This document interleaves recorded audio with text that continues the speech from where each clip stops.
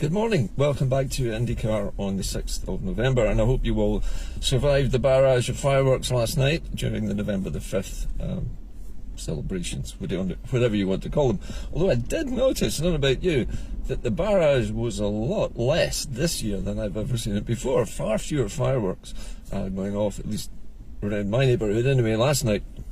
Anyway, to the topic for today's programme, and it is a single topic, and it's the topic of so-called Freeports. Now, you may have heard this phrase being bandied around. The idea of Freeports is something which the Tory government has been waving the flag for some time, and they're planning to introduce Freeports across the UK, and two of them have been decided upon here in Scotland, and the locations for them both have now been firmed up. Both of these locations, interestingly, are, I would say, on the east coast of Scotland, one being Edinburgh and the Forth, and the other one being the Cromarty Firth, including, I think, Inverness in that particular zone. Well, what are Freeports, and are they going to do us any good? And why is the Scottish Government actually working with the British Government on making them happen here in Scotland? Well, a Freeport is essentially a tax haven which isn't offshore. I think that's probably the simplest way to think about it.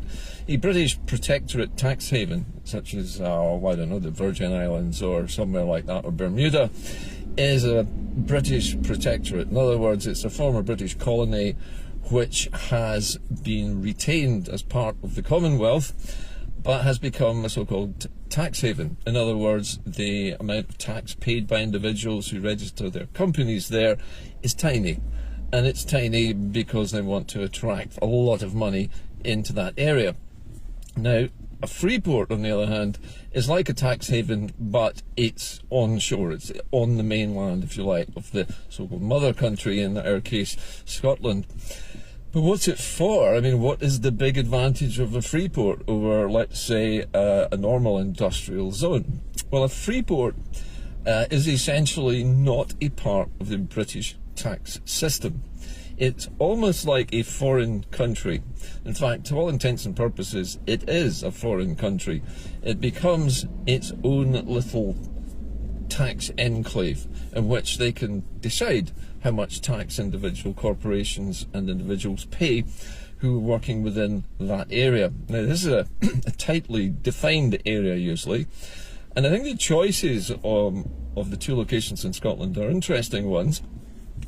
First of all, let's take Edinburgh and the surrounding Forth estuary, and I believe this includes Burnt Island, most of the city of Edinburgh, but not all of it. It includes, I believe, also Falkirk and the upper reaches of the river, including, interestingly, the naval dockyard at Rosyth, and I'll come back to why that's important in a moment. But the tax haven in the Cromarty area, the Cromarty Firth, including, I think, as I've said before, Inverness. These two areas, both Edinburgh and Inverness, are really the centres of, I would say, where the money is in Scotland at the moment, where the money is going, if you like, from the United Kingdom into Scotland. And the choice of Edinburgh is an interesting one. It particularly piqued my interest. If they create a Freeport in Edinburgh, essentially it means that everybody living inside that zone and all the firms that are registered there will pay different taxes from the rest of us, usually a lot less taxes than the rest of us. And also the companies operating inside these zones would be free to set the wages at whatever level they wanted. Now, again, this is a matter we'll come back to in a moment. What are the advantages of Freeports then?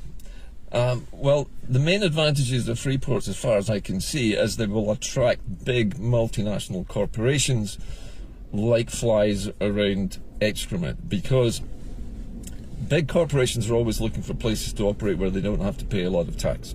That much is obvious, because it means that they make more profits, they pay less to the government of the area where they're operating from and where their businesses are registered. In the case of Edinburgh, interestingly, the entire Scottish Parliament would fall inside the boundaries of this Freeport zone. Now, I don't know whether that would mean that the MSPs in our Parliament will actually pay less tax, but they could be. What's more interesting is what would happen to BAE Systems and other big British, shall we say, arms manufacturing companies which operate the Rosyth dockyard, because they would also be part of this Freeport operation. So I would imagine that they would pay an awful lot less tax as well, which would be vastly important to companies like BA. They're going to make a lot more profits. So the main people who benefit from this are shareholders. Shareholders in multinational corporations, weapons manufacturers, and other really big employers. And I might include in that government, because the Scottish government, which operates from Edinburgh, is a huge employer, employs thousands of people. It's not just the 129 MSPs, there are all of the SPADs, the special advisors, and there are thousands of those, not to mention the office staff, support staff, the researchers, etc., etc., etc. It's a burgeoning area of, shall we say, industry politics, and it could be that it would benefit them. I don't know what it will do for the people of Inverness, however, but there are a large number of quite wealthy people who who usually work in the offshore industries from Peterhead, Aberdeen, but they actually live in Inverness. They have these big palatial homes which have been built on the hillsides overlooking Inverness. So I guess that these free ports are going to benefit the most wealthy individuals in society.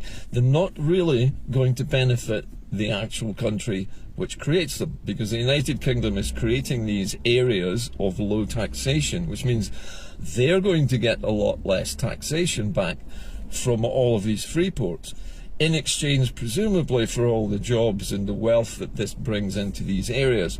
Now yes, there will be knock-on effects to service industries, supply chain industries who are supplying goods and services to these larger operations within the free ports. Now the next question that occurred to me is, why is the Scottish Government involving itself in this as a willing partner with the British Government? And I think the answer to that is, pardon me, that the Scottish Government sees this, or saw this, as an opportunity to force the United Kingdom to work with the Scottish Government to introduce all of the green policies that the Scottish Government wants to introduce into the economy for the so-called just transition. Those would include things like paying the real living wage. Now this is, as far as I know, not yet actually established what the real living wage should be, but this was a precondition, or something which the Scottish Government wants the UK to accept in exchange for the Scottish Government's assistance in setting up these two free ports. A guarantee that anyone employed by these multinationals or transnationals or big arms manufacturers, whoever it is, that they will pay those individuals working in that zone a living wage, not just a minimum wage. Don't know whether it will happen or not though. And that they will accept the stringent, I would say, yeah, definitely the stringent policies of decarbonisation which the Scottish Government wants to introduce in order to bring about this just transition from offshore oil and gas to more renewable technologies. Now, in a way, you can kind of understand why the Scottish Government would want to do that, but on the other hand, there is a big problem with this approach that I can see. I don't know if anyone else has seen this yet, but if the Scottish Government does say to the British Government, yes, we'll help you set up these free ports, the conditions are the minimum wage has to be a living wage, and there must be all of these green pieces of green legislation which these companies must obey in order to operate in these areas. What do you think the British Government will do later on? They have the Internal Markets Act. Now, anything which advantages Scottish manufacturing industries or service industries or arms industries or anybody else operating in Scotland which doesn't exist in England can be simply wiped out by using the Internal Markets Act. In other words, they could probably just force the Scottish Government to abolish all these restrictions later on, because that can be done with the Internal Markets Act. That's what it's for. And so all of the benefits which the Scottish Government hopes to get from the free ports could be swept away by the British Government's own legislation, which, as we know, already breaks the Scotland Act of 1998, which guaranteed that they wouldn't interfere in areas of devolved competence. Now that doesn't include taxation, incidentally, but it would include things like environmental laws and restrictions. So there are problems with this. As far as I can see, the only advantage of Freeports is to shareholders, who are going to get far wealthier because the companies that they bought shares in will be paying less tax, and therefore the dividends will be bigger, and so on and so forth. So there are many advantages to the wealthy from this, but very few for those who are actually forced to work in these areas. I don't know whether the Freeports that are being proposed will mean that workers inside those Freeport areas who live within them, in other words, who don't travel into work but actually live inside that area, will pay lower taxes on their salaries. I have no idea. It might be the case. But right at the moment, nobody is absolutely sure what any of this will mean for Scotland. But as far as I can see, it appears to be a major effort by the Tories to enrich the already wealthy as usual, at the expense of the rest of us as usual, and drawing most of the manufacturing and shall we say the big metal bending industries like shipyards and oil platform yards and things like that away from the west coast of Scotland, where there was shipbuilding capacity, and over to the east coast, where it's going to service the burgeoning North Sea oil industry, which is going to be expanding yet again once these 24 new drilling licenses have been issued and the exploration of the area north-east of Shetland, I believe it is, starts in earnest. So at the same time as doing this, and introducing these Freeports, we're going to see a massive uptick in the amount of oil and gas that's going to be produced, something which the British government says is going to increase our energy, what would they say, our energy security. We're not going to have to buy so much gas and oil from other places. That's kind of a curious thing to say, considering that all of the oil and gas which we currently produce is sold onto the open market, and we have to buy it back at very high prices from the international market, at international market prices. So how does that make energy more secure? As far as I'm concerned, it doesn't really do anything for it other than introduce a free-for-all when it comes to locating in these Freeports and paying less tax for the oil companies. So, as I say, it doesn't appear to me to mean anything for Scotland other than being even more exploited than we already are. Now, sadly, I heard today that in London there's a protest about to be staged by mothers, by women, who are unhappy at the fact that oil and gas are going to be explored for again, and they worry for the future of the children, which I suppose is only natural considering the manifest effects of global climate change as we're already seeing it. Sea levels are rising, temperatures have been spiking all over the planet. The planet has never been hotter in, I would say, in recorded history than it is now. And that energy is going to go somewhere. It's going to cause more flooding. It's going to cause much heavier rain, because whatever normal weather you get, when you introduce more energy into the atmosphere, you get much more violent versions of the same weather. So they're marching in London today, a slow march, and they know already, before they even set out, that they're going to be arrested by the police for doing this, because the British government has introduced a new section into the police's powers, which allow them to arrest anyone who causes any kind of slowdown in the normal movement of traffic or pedestrians in the areas around London and elsewhere as well. So it seems to me that the Freeports notion goes alongside this new exploration for oil, and is designed to attract as many offshore oil companies and big corporations into these Freeports in the northeast of Scotland, and that's why those areas have been picked particularly. But I have a feeling that the Scottish Government's decision to get involved in this as a way of leveraging their own environmental protections and their environmental plans into this may backfire and come back and bite them, because I don't see that whatever is promised in the United Kingdom's dealings with the Scottish Government about what conditions the Scottish Government would put on these free ports, that they can simply be undone by whatever existing levelling down policies, if you like, Michael Gove has already got in place.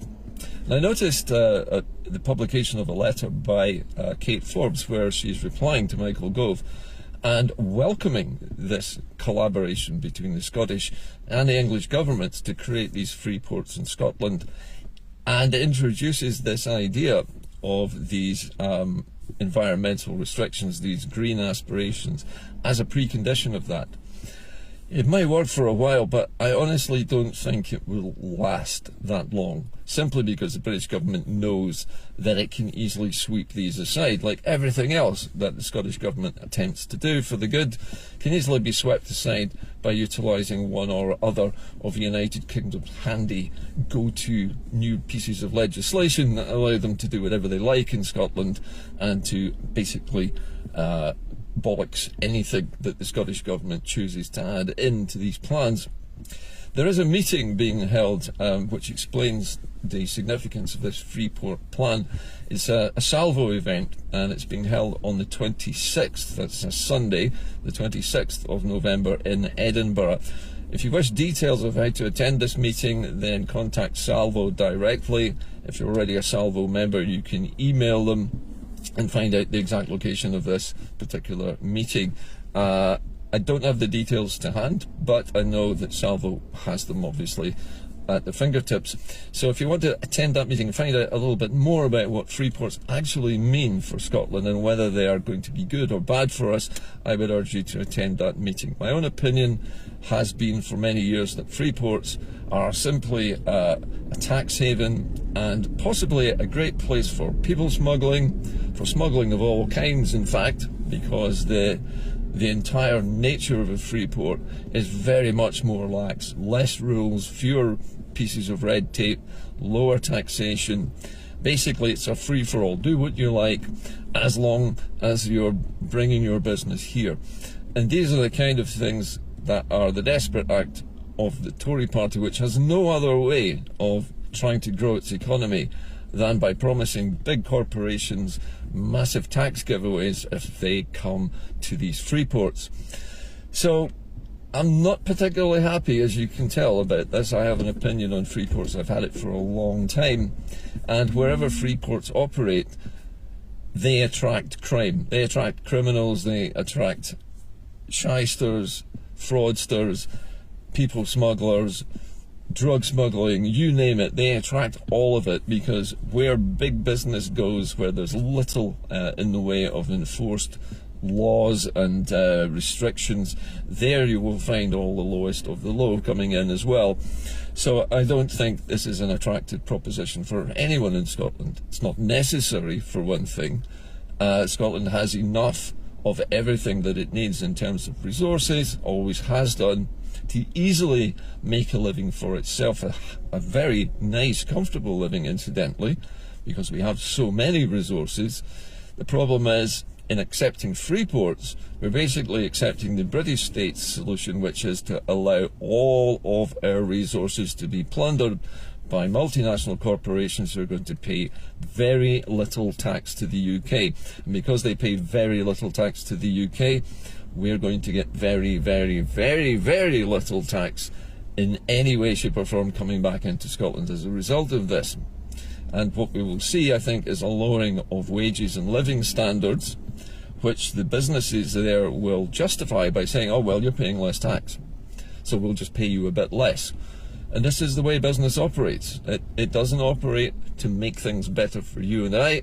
It operates to make things much, much better for the wealthy investors who have got their money invested in these corporations. And that is really basically how I feel about tax havens. The women who are protesting in London today are likely to be arrested by the police simply for saying what a lot of people are thinking, which is drilling for oil, burning more oil, producing more CO2 is not the answer, despite the fact that we do still need gas to heat our homes for the foreseeable future. The gas is available, there's plenty of it, it's everywhere, it's on the open market. Do we really need to drill more gas fields? Well, maybe, maybe not. But this is the last droplets being squeezed out of the Scottish sector of both the North Sea and the northeastern part of the Atlantic, south of Iceland. So I think we're just seeing the dog days of the oil industry, and this is the British government's attempt to do something to keep it going for a few more years at the expense of Scotland, so that we are bled dry, all our resources are used up, and then maybe, just maybe, in 10 or 20 years' time, when it's all gone, they might say, you can have your referendum now. Anyway, I'll see you soon, but remember that date, the 26th of this month. It's a Sunday, it's in Edinburgh. Contact Salvo for details, and all will be explained there. I'll see you soon. Keep the faith. Bye for now.